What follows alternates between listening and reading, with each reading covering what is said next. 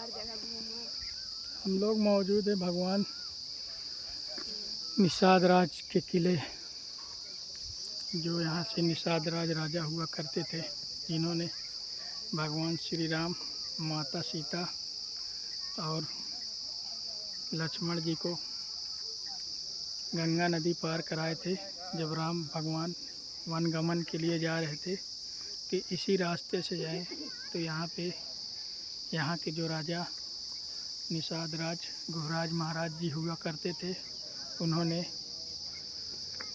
उनके चरण धुल करके गंगा नदी में अपनी नाव से पार कराया था। तो साथियों, आज हम मौजूद हैं अपने भगवान श्री गुहराज महाराज निषाद राज के धाम, जो कि ये किला है। और ये किला बहुत सुंदर किला बन रहा है, अभी पूरी तरीके से तैयार नहीं हुआ है और आने वाले समय में भाजपा की सरकार में बहुत जल्द बन के तैयार हो जाएगा और बहुत सुंदर तरीके से बनाया जा रहा है।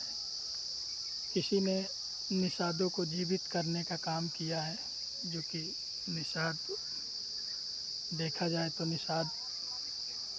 निषाद की कोई नाम नहीं रह गया था। इतनी बड़ी रामायण के पात्र होने के बावजूद निषादों की पिछली सरकारों ने उपेक्षा की है। तो साथियों, जो उपेक्षा निषाद राजों की दूसरी सरकारों ने किया था, वो सरकारें तो अब चली गई हैं। तो साथियों, जिसने भगवान श्री राम को पार लगाया, उसकी उपेक्षा करने वाले की सरकार कहाँ रह जाएगी। और साथियों, जो समझदार है, जो भी निषादों को लेके चलेगा, उसी की सरकार बार बार बनती रहेगी। तो मैं ये नहीं कहता हूँ कि भाई मैं बीजेपी को डायरेक्ट सपोर्ट के लिए आपको कह रहा हूँ, लेकिन मैं ये कह रहा हूँ कि जो निषादों की उपेक्षा करना बंद कर देगा, उसको भगवान ज़रूर पार लगाएंगे।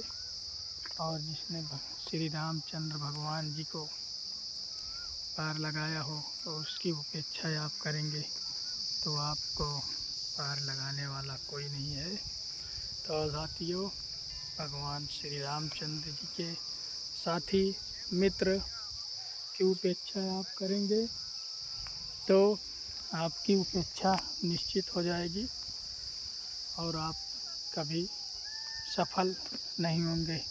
आओ। तो साथियों, कहने का मतलब मेरा यही है कि जो कार्य, हमें ये नहीं कहता है कि हम बीजेपी ने क्या किया क्या नहीं किया, लेकिन जो कार्य भाजपा सरकार ने निषादों के हित के लिए किया है, वो कार्य आज हमको बहुत अच्छा लग रहा है भाई। कम से कम ये किला बन गया है और किले में अभी भी किला में काफ़ी दूसरे प्रजाति जैसे दूसरे कौम के लोगों का कब्जा है।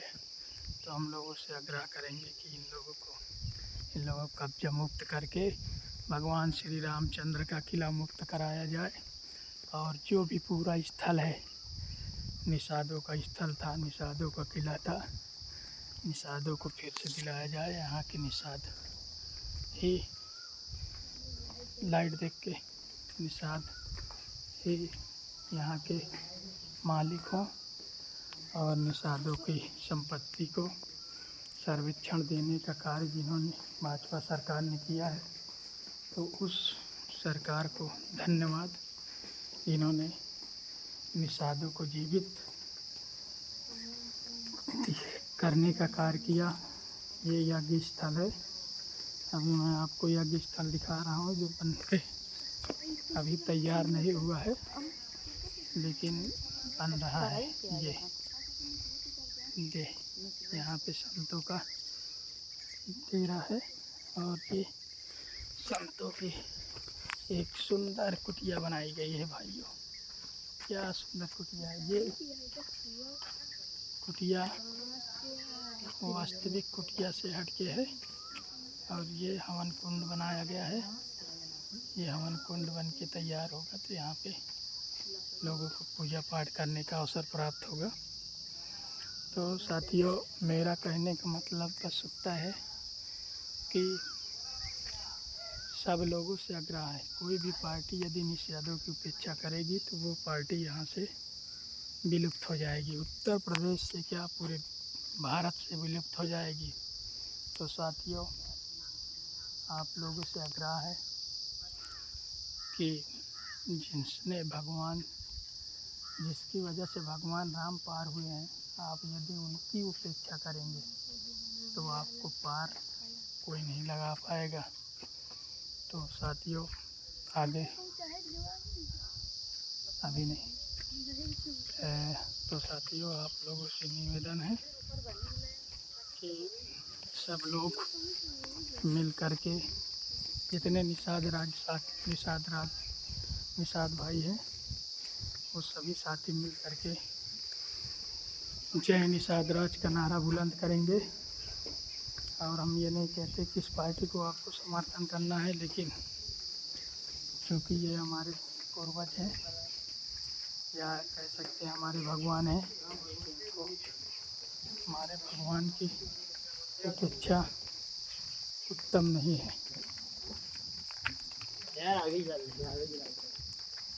ये सुंदर दृश्य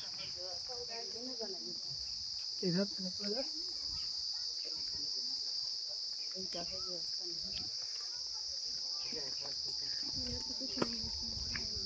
अभी पूरा डेकोरेट हो रहा है ना, धीरे धीरे सब फिनिशिंग टच पे है।